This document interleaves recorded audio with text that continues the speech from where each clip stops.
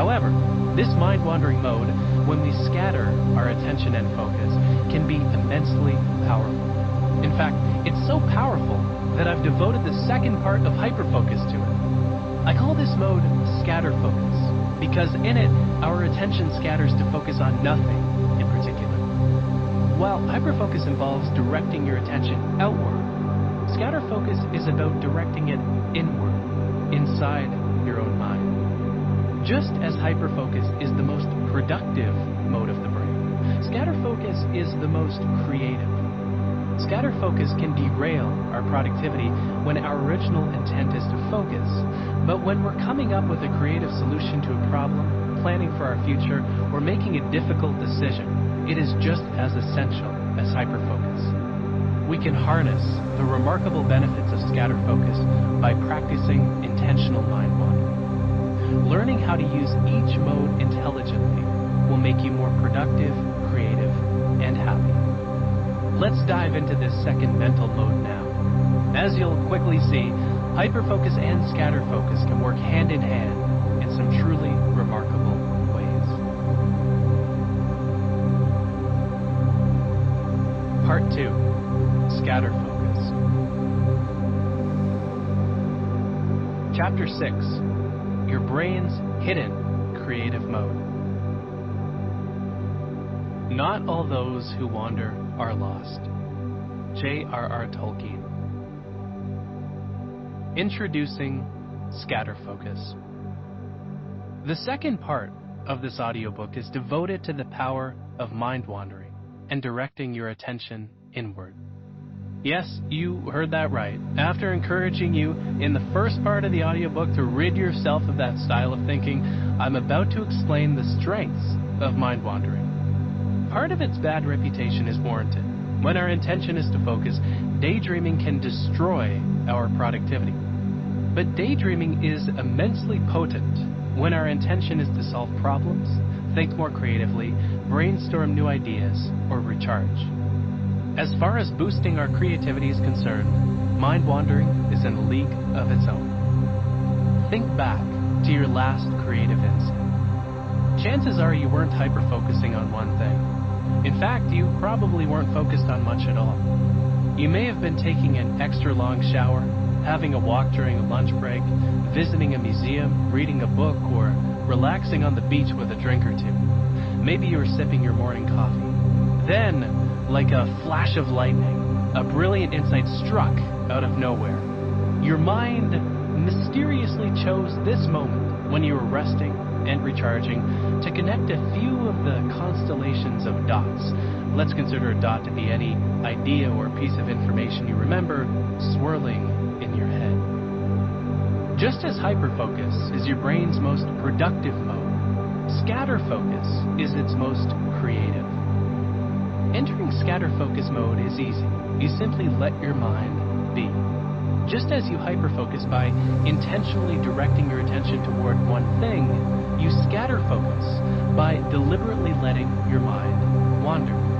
You enter this mode whenever you leave attentional space around what you're doing in the moment, whether going for a run, biking, or investing time in anything that doesn't consume your full attentional space. When it comes to productivity and creativity, scatter focus enables you to do three powerful things at once. First, as I'll discuss in this chapter, it allows you to set intentions and plan for the future. It's impossible to set future intentions when you're immersed in the present. By stepping back and directing your attention inward, you're able to switch off autopilot and consider what to do next. Your brain automatically plans for the future when you rest. You just need to give it the space and time to do so. Second, scatter focus lets you recharge.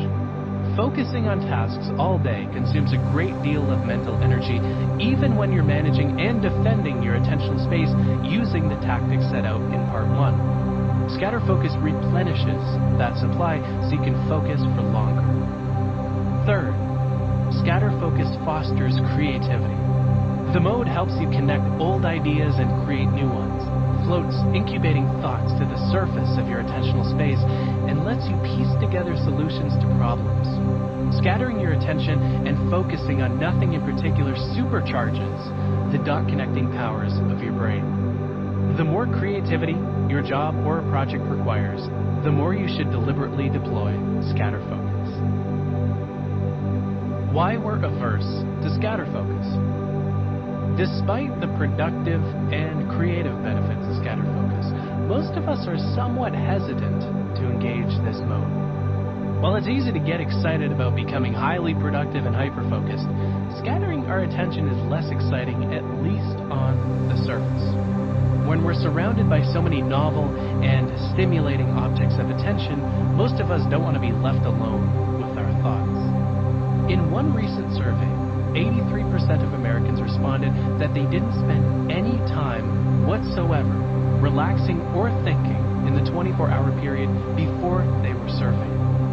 Another study sought to measure exactly how resistant participants were to mind wandering. In the first stage of the study, researchers attached 2 shock electrodes to participants' ankles, zapped them, and then asked how much the participants would pay to not receive the shock again. Around 3/4 of the group agreed that they'd pay to not receive the shock again. In the second stage, participants were left alone with their thoughts for 15 minutes. The researchers kept the electrodes on during that time on the off chance anyone wanted to shock himself again, saving himself from his own thoughts. This is where the study gets interesting and somewhat sad.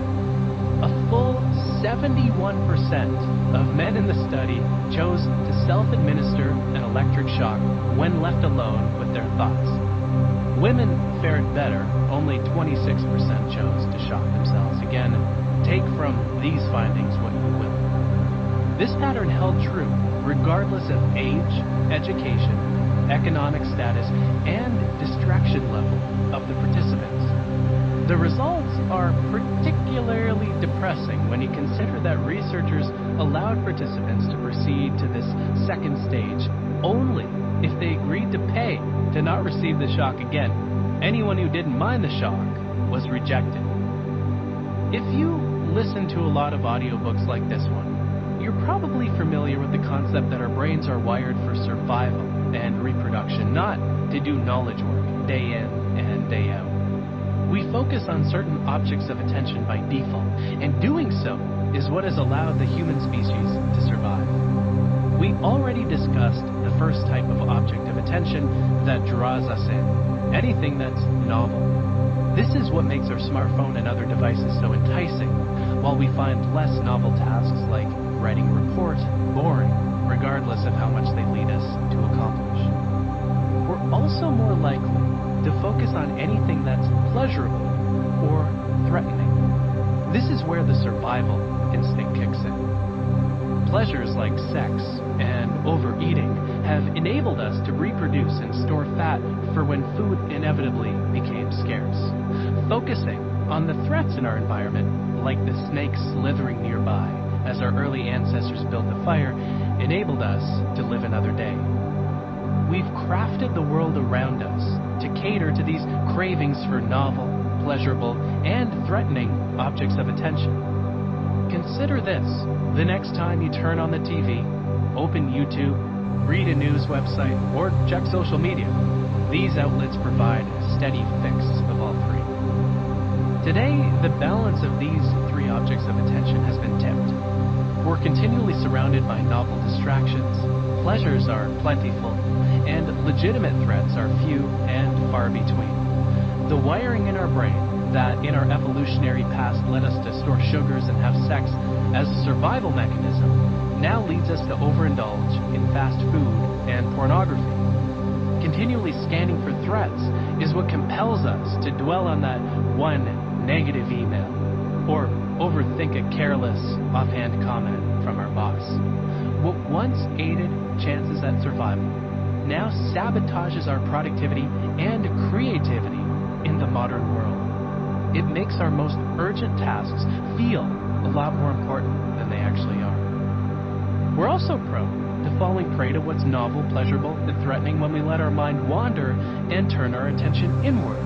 Our greatest threats, worries, and fears no longer reside in our external environment, but within the depths of our own consciousness. When our mind wanders, it slips into a pattern of ruminating on the stupid things we've said, the arguments we've won and lost, and worries about work and money. This is also true of pleasurable thoughts. We daydream of memorable meals, recall memories from a great vacation, or fantasize about how great we'd feel if we had come up with a witty retort to something said earlier.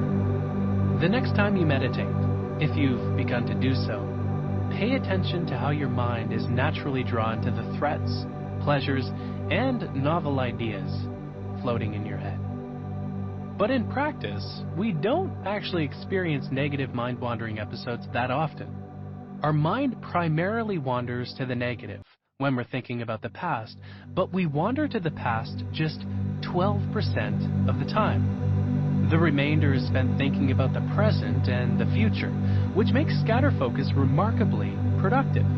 While our evolutionary history leads us to think about the novel and the negative, it has also wired our brain for profound creativity whenever we turn our attention inward. I'd argue that our ability to do so is practically a superpower.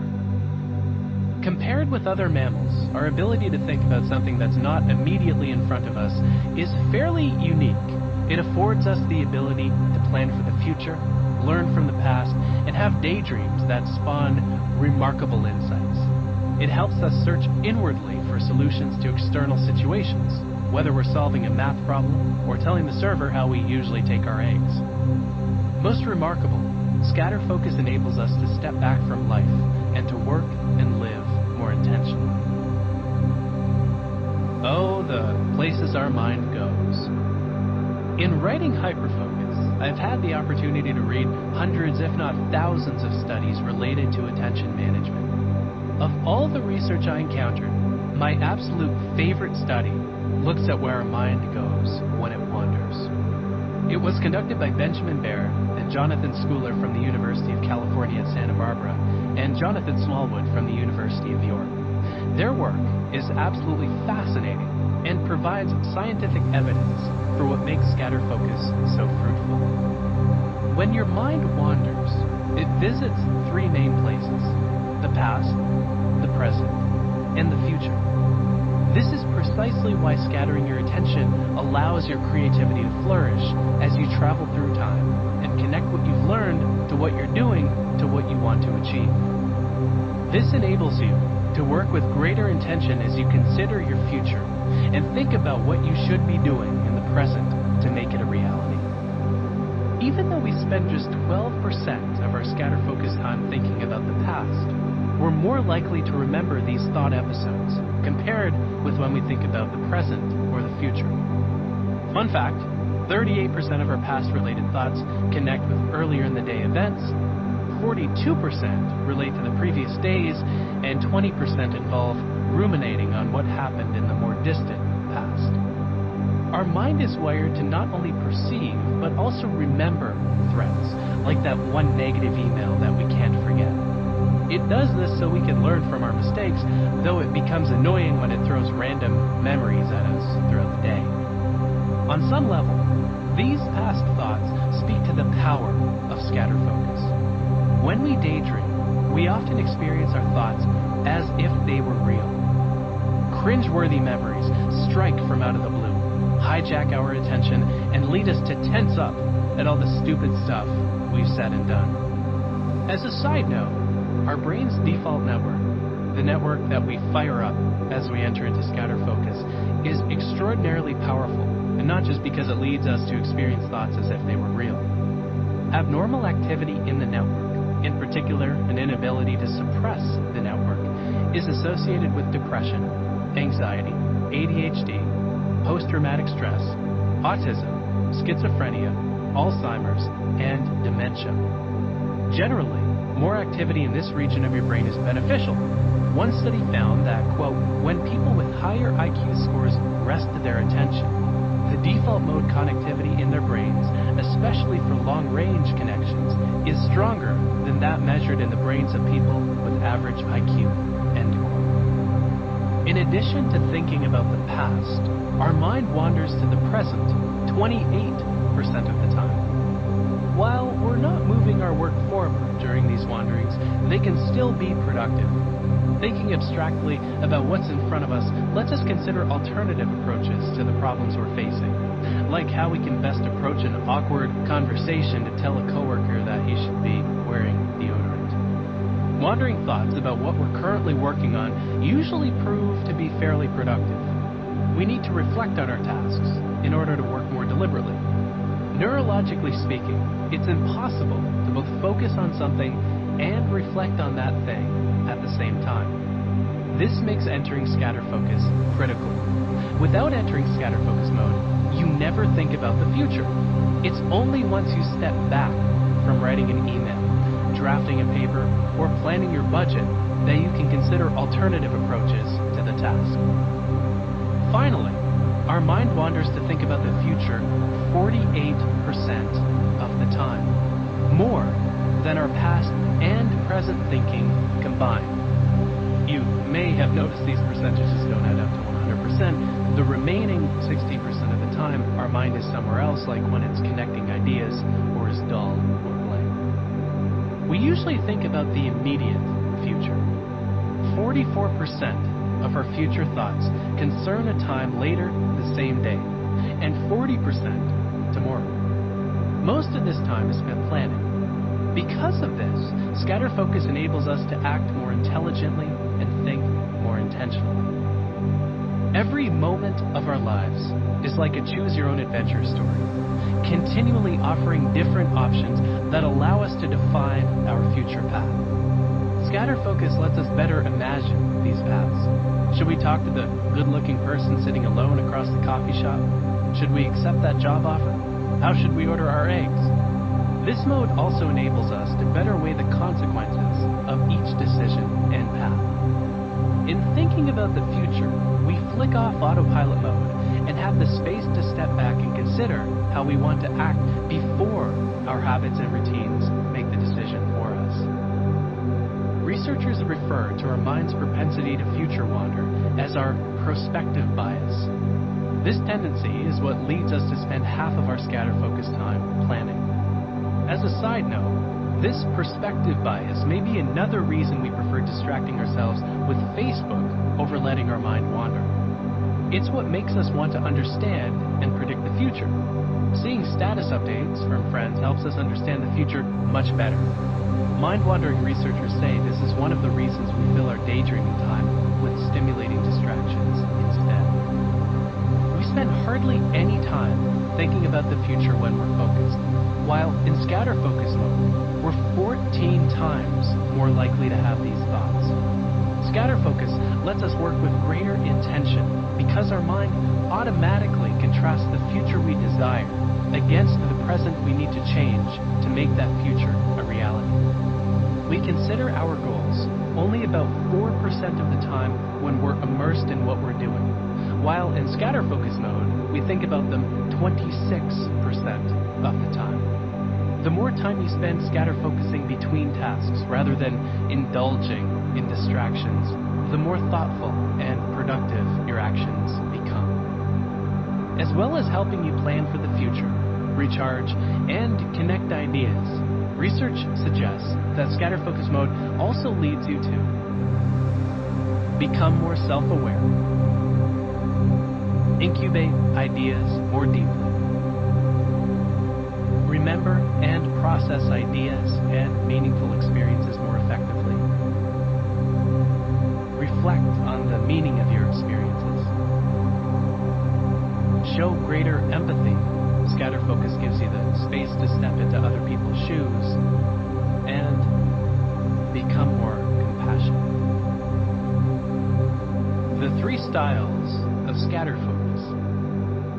In one respect, scatter focus is an odd mental mode to write about, as you need very few instructions for how to let your mind wander. While hyperfocusing can be difficult, we already spend 47% of our day in something similar to scatter focus mode without any effort, whenever our focus lapses and our attention wanders. There are two ways your mind wanders. unintentionally and intentionally. Unintentional wandering takes place without your awareness, when you don't choose to enter into the mode. This is where I draw the line between mind wandering and scatter focus. Scatter focus is always intentional. It may sound odd to release your grip on your attention intentionally, but in practice, there are other mental states in which you have even less control over your attention, including in hyperfocus. Two of the most preeminent researchers in the field of mind wandering are Jonathan Smallwood and Jonathan Schooler, and they both agree on this point. When I chatted with him, Smallwood gave the example of watching a movie. Quote, "Let's say you sit down to watch Pulp Fiction. Quentin Tarantino has organized the entire movie to constrain your thoughts. You don't need to do anything as you watch the film. This is what makes the experience so relaxing. He controls your train of thought." Research also suggests that we notice where our mind wanders around half of the time. We don't work with nearly this much awareness when we're focused on something. Schooler goes even further than Smallwood, arguing that one of the biggest misconceptions we have about mind wandering today is that, quote, "all mind wandering goes on without awareness, without intention." End quote. Intention is what makes scatter focus so powerful. This mode is always deployed deliberately and involves making a concerted effort to notice where your mind goes. I found it helpful to distinguish among a few different styles of scatter focus. 1. Capture mode, letting your mind roam freely and capturing whatever comes up. 2. Problem crunching mode, holding a problem loosely in mind and letting your thoughts wander around it. 3. Habitual mode, engaging in a simple task and capturing the valuable ideas and plans that rise to the surface while doing it. Research has found this mode is the most powerful. Of the three styles, capture mode is best for identifying what's on your mind. Problem crunching mode is best for mulling over a specific problem or idea. And habitual mode is best for recharging and connecting the greatest number of ideas. Capture mode. As I mentioned in Chapter 5, clearing your mind of open loops is a powerful productivity tactic. The fewer to-dos, calendar appointments, and unresolved commitments you keep stored in your mind, the fewer things there are to fill your attentional space as you try to focus. For years, I have been scheduling 1 or 2 15-minute chunks of time each week to let my mind wander freely, during which I capture any valuable and actionable material. This practice is as simple as sitting with a coffee, pen, and a notepad and waiting to see what rises to the surface of my consciousness. By the end of the process, my notebook is invariably full. I've scribbled the names of people I should follow up with, stuff I've been waiting to do and also follow up about, a list of people I should reconnect with, solutions to problems, tasks I've forgotten, house chores, intentions I should set, and more. I usually feel energized at the end of this little ritual because I've given my mind a break. As discussed in Chapter 4, unresolved tasks, projects, and commitments weigh heavily on our mind, perhaps because our brain views them as threats. In capture mode, any unresolved ideas or projects move to the forefront of your mind, ready to be written down and acted upon later.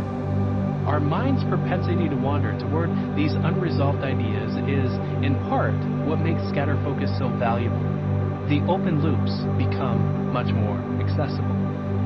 By way of example, I just put my computer to sleep, set a timer for 15 minutes, and captured everything that rose to the surface of my mind. In that short period, I noted the following to-do items. Map a timeline of when I'll be done writing HyperFocus. Contact my editor about adding a name to the acknowledgement section of my previous book. Remember to pick up my police check today for summer camp I volunteer for. Bring that police check to Audible this weekend. Complete the next module of a coding course I'm taking this evening.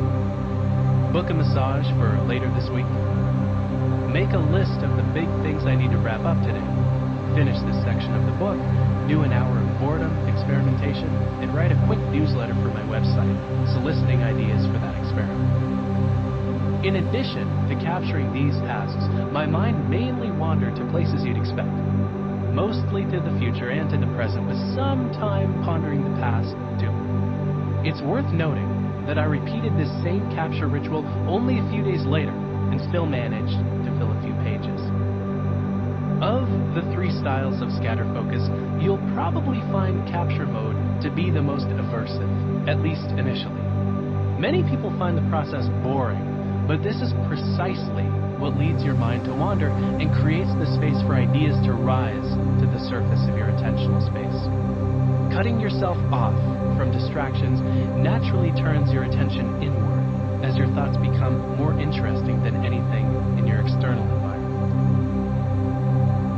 Problem crunching mode. Problem crunching mode is most useful when you're brainstorming a solution to a specific problem. To enter this mode, hold a problem in your mind and let your thoughts wander around it, turn it over and explore it from different angles. Whenever your mind ventures off to think about something unrelated or gets stuck on one point, gently nudge your attention back to what you intended to think about or the problem you intended to solve. Problem crunching mode enables you to solve complicated problems more creatively, providing non-linear solutions you wouldn't necessarily arrive at while logically brainstorming with a pen and a sheet of paper. Since you'll experience the same problem-solving benefits and then some when scatter focusing on an habitual task, I recommend using the problem crunching mode sparingly. Save it for the largest problems you're processing.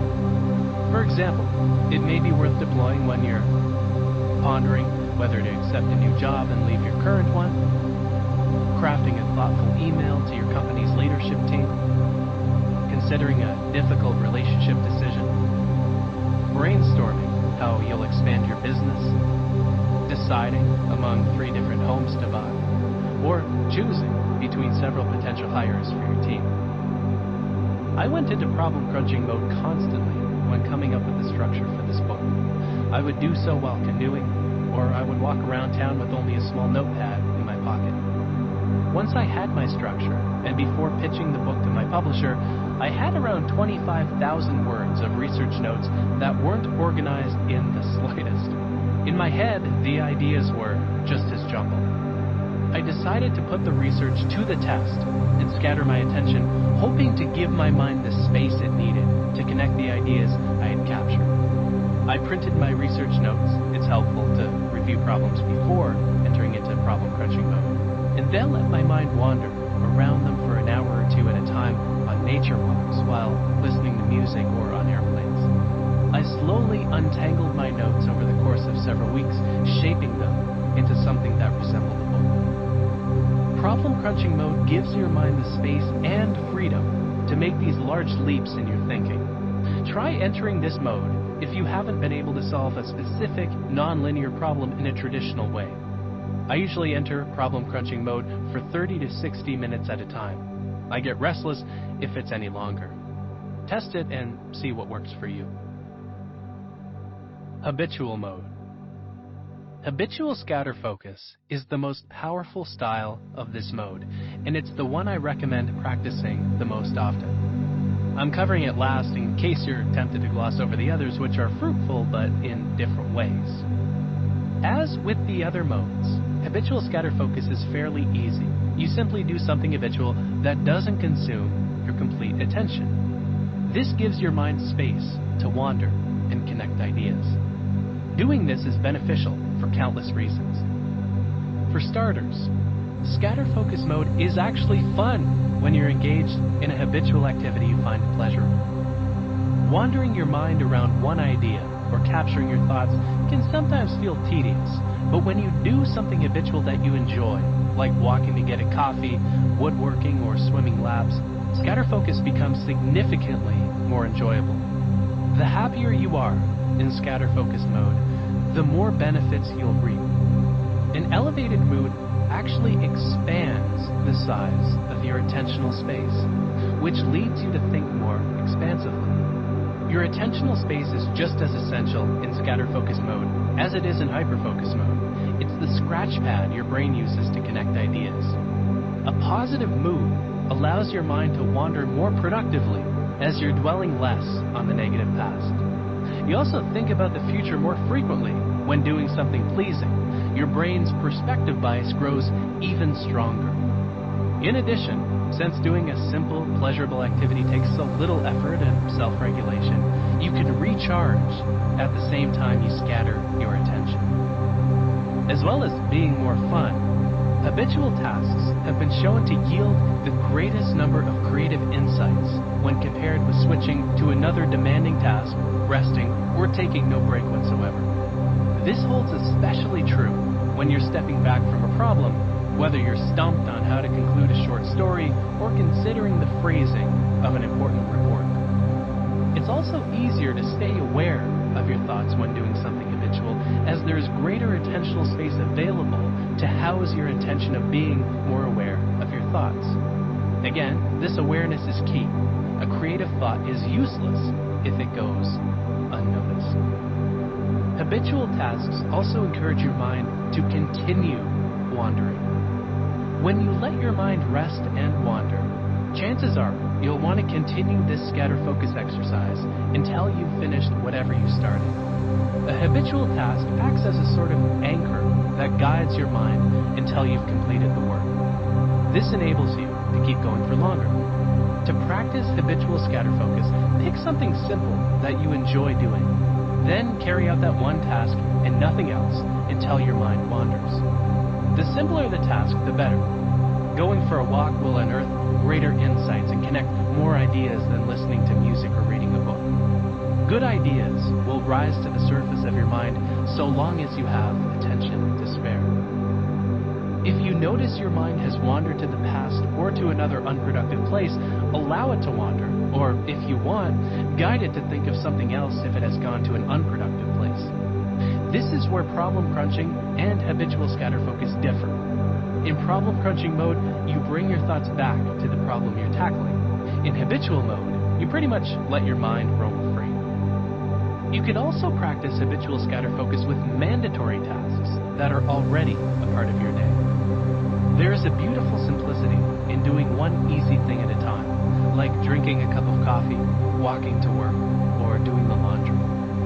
Scatter focus becomes most important in the moments between tasks. Stimulating devices and distractions don't only derail our focus. Like water, they seep into the gaps in our schedule, stealing the valuable time and attention we would normally spend planning for the future and connecting ideas. A primary reason many of us feel burned out is we never give our attention a rest. Try this today. Don't bring your phone with you the next time you walk to get a coffee or eat your lunch. Instead, let your mind wander. The effect of this simple decision alone is noticeable. If you don't check your phone each time a dinner date gets up from the table to go to the restroom, that meal will become more meaningful and memorable. By giving your attention a rest, you'll have the attentional space to reflect on the conversation you've been having and what the other person means to you.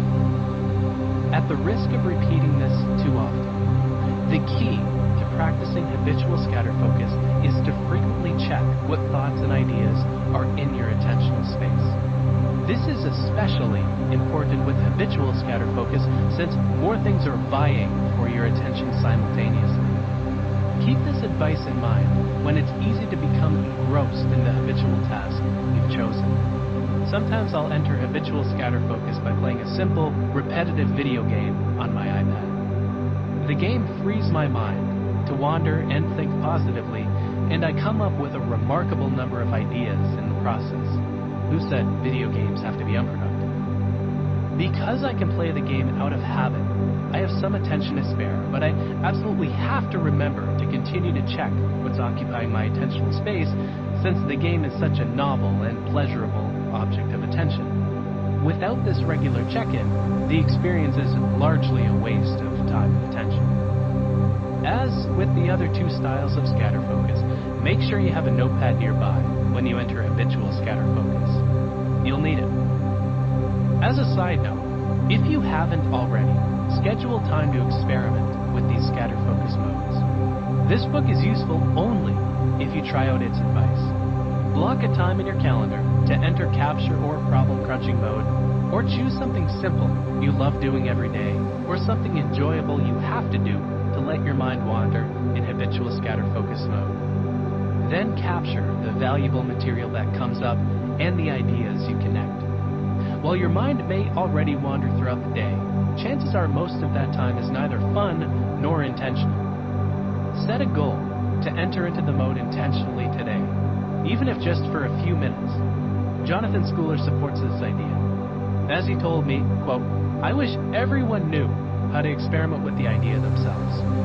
Each one of us has such a unique relationship to mind wandering, and mind wandering can serve every one of us differently. We all need to figure out how it helps us in our own life so we can take even more advantage of it. The beautiful thing is that it is a private experience that you can watch and introspect on yourself." End quote. How HyperFocus helps you scatter focus. There are numerous ways to guide your mind to wander even more productively when practicing intentional scatter focus. Luckily, you learn them all in the first part of the book. In many ways, HyperFocus and scatterfocus couldn't be more different. HyperFocus is about focusing on one thing. Scatterfocus is about focusing on nothing in particular. With HyperFocus, you direct your attention outward. With scatterfocus, you direct your attention inward. One is about attention, the other is about inattention. On a neurological level, the two mental modes are even anti-correlated. When the brain network that supports scatterfocus is activated, activation in your HyperFocus network plummets, and vice versa. All that said, the two modes of your brain reinforce each other, especially as you enter into each mode with intention. This makes it important to deliberately practice both modes. Practicing HyperFocus and deliberately managing your attention provides a host of benefits, expanding your attentional space so you can focus on more tasks simultaneously, improving your memory, and letting you become more aware of the thoughts flying around your head. As it turns out, all three of these are beneficial in scatterfocus mode. The size of your attentional space is one of the biggest determinants of how fruitful your scatterfocus episodes will be. The bigger, the better, as it will allow you to keep more in mind while scatterfocusing. Attentional space is integral to both mental modes. In HyperFocus, what you're working on fills it. In scatterfocus mode, it lets you construct new ideas and think cohesively about the future. Deliberately managing your attention also leads you to remember more. This is the second way in which regularly practicing HyperFocus helps. The more information you gather and remember when focused, the better you are at constructing ideas and future events in scatterfocus mode. As a recent review in the scientific journal Nature put it, it's, quote, "helpful to think of the brain as a fundamentally prospective organ that is designed to use information from the past and the present to generate predictions about the future." Memory can be thought of as a tool used by the prospective brain to generate simulations of possible future events. End quote. Remembering the past helps us imagine the future, as it's impossible to piece together ideas and information we haven't paid attention to in the first place. The better we manage our attention when we're focused, the more information we'll have to draw upon when we're not. A later chapter is devoted to how important it is to choose what you consume and pay attention to. Just as you are what you eat, when it comes to the information you consume, you are what you choose to focus on. Consuming valuable material in general makes scatterfocus sessions even more productive. A third idea we've already covered is the importance of meta-awareness and continually checking what's consuming your attentional space. This not only enables you to focus more deeply, but also helps you scatter focus. As you might have experienced, it can take a few minutes to notice your mind has wandered, even during meditation.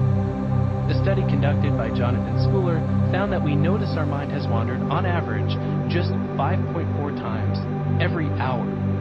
Remember the earlier figure that indicated that our mind wanders 47% of the time. Taken together, these figures show just how long our mind can wander without our awareness. There's an interesting reason that it takes us a while to realize that our mind has wandered. As one study put it, its doing so, quote, can hijack the very brain regions that are necessary for recognizing its occurrence, end quote. This makes a regular check of what's occupying our attention doubly important. The more often you do this check, the more productive your mind-wandering episodes will be. You will be better able to move your thoughts away from the past and instead think about current ideas and the future. As with expanding the size of your attentional space, practicing meta-awareness has been shown to make scatter focus mode significantly more positive and instructive. Rethinking boredom. Answer this question honestly. When was the last time you were bored? Really think about it. Can you remember? Chances are it was a long time ago, maybe before welcoming devices into your life. Never in human history have we divided our attention among so many things. In the moment, this can feel like a benefit. We always have something to do. But the disadvantage is that distracting devices have basically eliminated boredom from our lives. You might be asking, is it ridding ourselves of boredom a positive change? Well, not necessarily. Boredom is the feeling we experience as we transition into a lower level of stimulation. It most often appears when we are suddenly forced to adapt to this lower level, when we find ourselves looking for something to do on a Sunday afternoon or switch from writing an email to sitting in a grueling meeting. It's no wonder that boredom eludes us when we always have a device to reach for or a distracting website to visit. There's always something to amuse us in the moment. As a consequence, we don't often find ourselves having to adjust to a lower level of stimulation. In fact, we frequently have to yank our focus away from these devices when it's time to actually get something done. I'm a big fan of experimenting with my own advice because many tips that sound great on the surface don't actually work in practice. I recently did so to determine once and for all whether boredom is, in fact, a positive thing. Is boredom productive in small doses? How does it differ from scatter focus? Are we right to resist it? During a month-long experiment, I intentionally made myself bored for an hour a day. In that period, I shut off all distractions and spent my time and attention on an excruciatingly boring task, based on the 30 weirdest ideas suggested by my website readers. 1. Reading the iTunes terms and conditions. 2. Staring at the ceiling. 3. Watching C-SPAN 3. 4. Waiting on hold with Air Canada's baggage claim department. 5. Watching C-SPAN 2. 6. Watching my turtle, Edward, swimming back and forth in her tank. 7. Staring at a slowly rotating fan blade. 8. Painting a tiny canvas with one color. 9. Watching paint dry. 10. Looking out my office window. 11. Removing and counting the seeds on a strawberry with a pair of tweezers. 12. Watching grass grow. 13. Staring out a train window.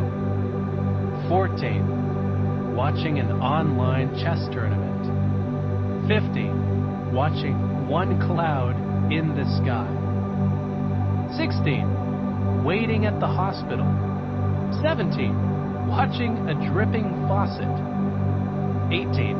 Ironing every piece of clothing I own. 19. Counting the zeros in the first 10,000 digits of pi. 20. Watching my girlfriend read. 21. making dots on a sheet of paper. 22. Eating alone in a restaurant without a book or phone. 23. Reading Wikipedia articles about rope. 24. Watching a clock. 25. Watching every file transfer from my computer to an external hard drive and back. 26. Peeling exactly 5 potatoes. 27. Watching a pot boil. 28. Attending a church service in Latin. 29. Watching C-SPAN. And 30. Moving small rocks from one place to another repeatedly. A few times each hour, I randomly sampled what was going on in my head, whether my thoughts were positive, negative, or neutral, whether my mind was focused on something or was wandering, how constructive the thoughts were, how I felt, and how much time I estimated had passed since the previous sample. Some of the findings from this experiment were unsurprising. As soon as my external environment became less stimulating, I naturally turned my attention inward, where my thoughts were infinitely more interesting and stimulating. In this sense, boredom is really just unwanted scatter focus. I still found my mind planning for the future, processing ideas and bouncing between the past, present, and future, just as it does in habitual scatter focus mode. But I didn't enjoy the process as much or have the desire to keep going. The experiment also yielded a few unexpected side effects.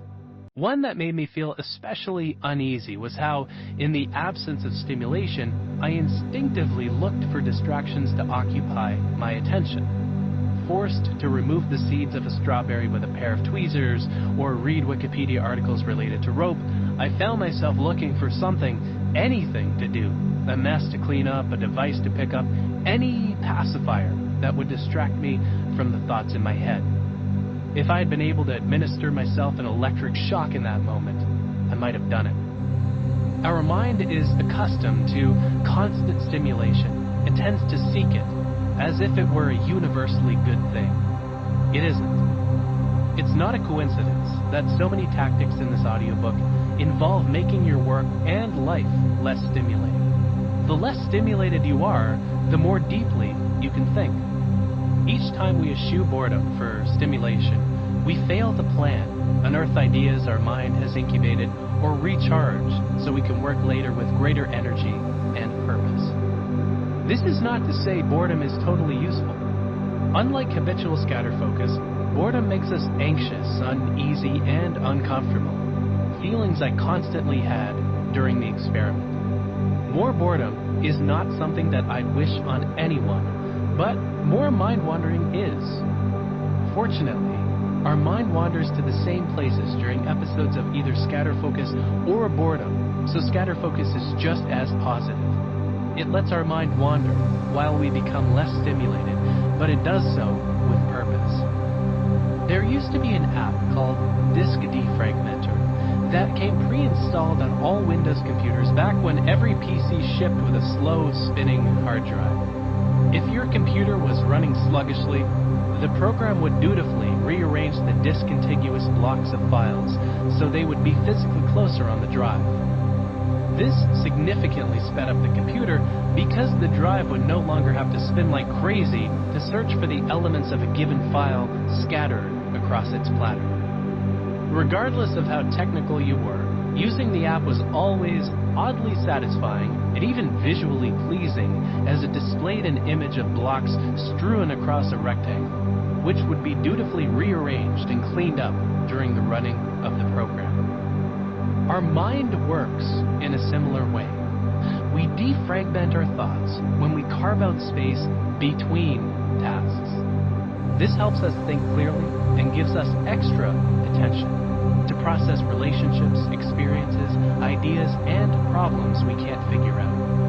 In these moments, boredom and scatter focus are powerful because they enable useful self-examination. As I hope you'll agree, these activity gaps are just as valuable as the activities themselves. It's time to reclaim them. Chapter 7, Recharging Your Attention. Rest is not idleness, and to lie sometimes on the grass, under the trees on a summer's day, listening to the murmur of water, or watching the clouds float across the blue sky, is by no means a waste of time. John Lubbock in The Use of Life. When you should recharge. As well as enabling you to set intentions more often and improving your creativity, scatter focus helps you recharge. Our energy levels influence how well we're able to focus. You probably felt the effects of this the last time you missed a few hours of sleep or skipped your work breaks. Odds are that all three measures of the quality of your attention decreased. You couldn't focus for as long. You were distracted and sidetracked by other tasks or interests more frequently. And you found yourself working on autopilot mode more often. The lesson of this chapter is simple. The more often we scatter focus to replenish our mental energy, the more energy we have for our most important tasks. As our mental energy steadily depletes throughout the day, so too does our ability to focus. Recharging is critical and worth the time investment. Research shows that attentional space expands and contracts in proportion to how much mental energy we have. Getting enough sleep, for example, can increase the size of attentional space by as much as 58%, and taking frequent breaks can have the same effect. This impacts productivity. When attentional space is approximately 60% larger, productivity can grow by just as much, especially when we're working on a demanding task. The better rested we are, the more productive we become. HyperFocus can be pretty draining. It requires that we regulate our behavior, which steadily drains a pool of limited energy. Eventually, our energy wanes, and refocusing on the task at hand becomes more difficult. Our attentional space contracts, and we need to recharge. There are many signs that indicate you're running low on energy and should recharge your attention by deliberately entering scatter focus mode. Switching often among tasks and being unable to sustain focus on one thing. Losing your grip on your intentions and working in a more reactive way. Getting tasks done at a noticeably slower rate. Example, reading the same important email several times to comprehend it. Opting to do less important, more mindless work like checking email, social media, etc. And unintentionally slipping into scatter focus mode. Taking more refreshing breaks. Many people burn through an inordinate amount of time doing work that doesn't make them happy. Doing work you love is significantly less exhausting than doing work you don't care about. Focus always feels more forced for the latter. The more you care, the more mileage you'll get out of your attention. Research also suggests that your mind wanders less when you're doing something you genuinely enjoy. In addition to scatter focus's other benefits, practicing it provides a pocket of time in which you don't have to regulate your behavior, which is energy restorative. Practicing scatter focus, even if just for 5 to 10 minutes, lets your brain rest, which helps replenish your limited pool of mental energy. Research has shown that a refreshing work break should have 3 characteristics. It should be low effort and habitual. Something you actually want to do. And something that isn't a chore unless you genuinely enjoy doing the chore. In short, your breaks should involve something that's pleasurably effortless. Fun, leisurely work breaks provide the same remarkable benefits of the habitual scatter focus mode. Your mind will wander to the future as you create the attentional space for more ideas and insights. Fun breaks also energize you for when you do resume working. Work breaks aren't generally as refreshing as they should be, as we immediately become too busy checking social media and the news and distracting ourselves in other ways without stepping back to actually let our minds rest. These breaks are effectively a code name for activities unrelated to our work, and because they still require our attention, we never truly have a chance to recharge. Instead of thinking clearly and deliberately when we resume working, we can muster the energy only to work on autopilot mode, checking if new emails came in and doing unnecessary and distracting work. There are countless refreshing and enjoyable break activities, each of which will let you experience the immense benefits of habitual scatter focus, while not taking away from your ability to hyperfocus once the break ends. Pick an activity you love, something you can do once or twice a day where you work. Set an intention to do the activity tomorrow. This could involve walking around the office, taking advantage of a gym nearby, or spending time with coworkers who energize you. These activities are a great way to give your mind a genuine break. Resist the urge to mindlessly distract yourself during this pocket of time. During my own work breaks, I step back every hour or so to let my mind recharge. I love walking to and from the local coffee shop without my phone, working out at the gym, catching up with a colleague or two, or listening to a podcast. Here are a few other work break activities that have worked for me and for the people I've coached. Running outside or visiting the gym at work, if your company has one, or off-site. Meditating, especially if your office has a relaxation room. Reading something fun and not work-related. Listening to music, a podcast, or an audiobook. Spending time with coworkers or friends. Investing time in a creative hobby like painting, woodworking, or photography. Going on a nature walk. A footnote on this one, this audiobook would be more than 50 hours long if I covered every topic that contributed to promoting focus. But it's worth highlighting spending time in nature to help you feel rested and recharged. This activity makes you up to 50% better at creative problem-solving tasks, lowers levels of stress hormones in your body by around 16%, makes you calmer, and elevates your mood. One study even discovered that, quote, those living on blocks with more trees showed a boost in heart and metabolic health equivalent to what one would experience from a $20,000 gain in income, end quote. We evolved to thrive in nature, not concrete jungles. When you choose a break activity you love, you can still experience the benefits of habitual scatter focus while you rest and recharge. Timing. So when and how often should you step back from your work? Because no two people are the same, the frequency and length of breaks depends on countless factors. Just as you had to try various alternatives to create a personalized distraction-free mode, experiment to learn what provides you with the most energy. For example, you may need to take breaks more often if you're an introvert whose work involves a great deal of social interaction with large groups of people. If you're an introvert who works in an open office, you may need to step back more frequently throughout the day as well.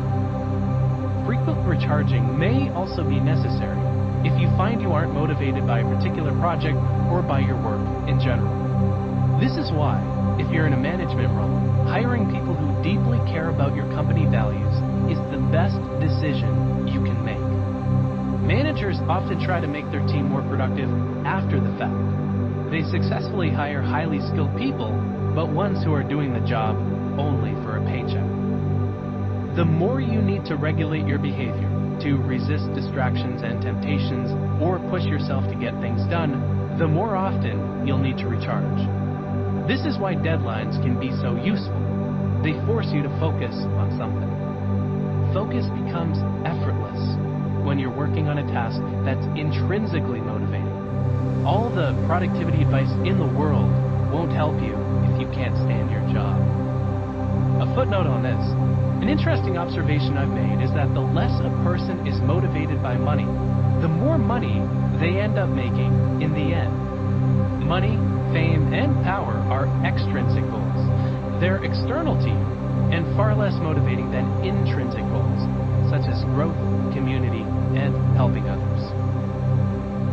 research on the value of breaks points to two simple rules. 1. Take a break at least every 90 minutes. And 2.